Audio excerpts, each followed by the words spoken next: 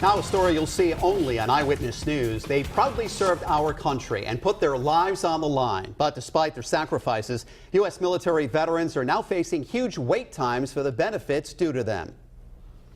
And record numbers of veterans from the conflicts in Iraq and Afghanistan are filing disability claims, flooding Veterans Affairs offices and creating a backlog for all types of claims. And to deal with the backlog, the Veterans Administration has ordered employees to work mandatory overtime. But for one local family I spoke to, they say they just can't imagine why it took 2 years for their claim to be processed. He was part of the greatest generation, serving his country in the Army during World War II.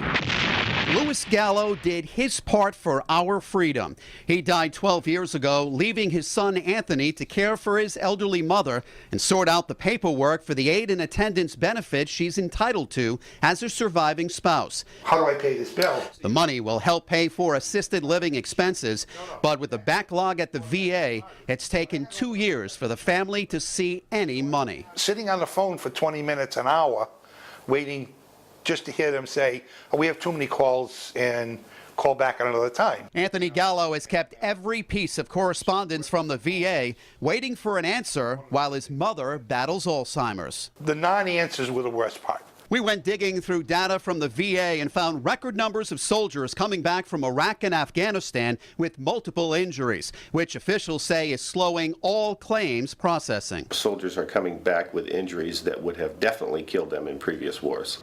The Secretary of Veterans Affairs has promised to break the case backlog by 2015. A new veterans benefit management system, first introduced in the office in Providence, aims to speed up the process by digitizing paper claims. The VA says no one should have to wait more than 125 days. Still, the number of veterans waiting on a disability claim are startling. We found that currently more than 727,000 veterans throughout the country are waiting on a claim. 66% of those vets have been waiting for more than 125 days. Kind of breaks my heart. Hutchinson says stories like the Gallo's 2-year-long claim are tough to hear, but all VA offices are working overtime to get the wait times down. I apologize to that gentleman, to anybody else who's waited that long. Anthony Gallo is hoping the new digital benefit system will make it so no family has to wait as long as they did. My dad served in the war. My mother deserved this. It's time that,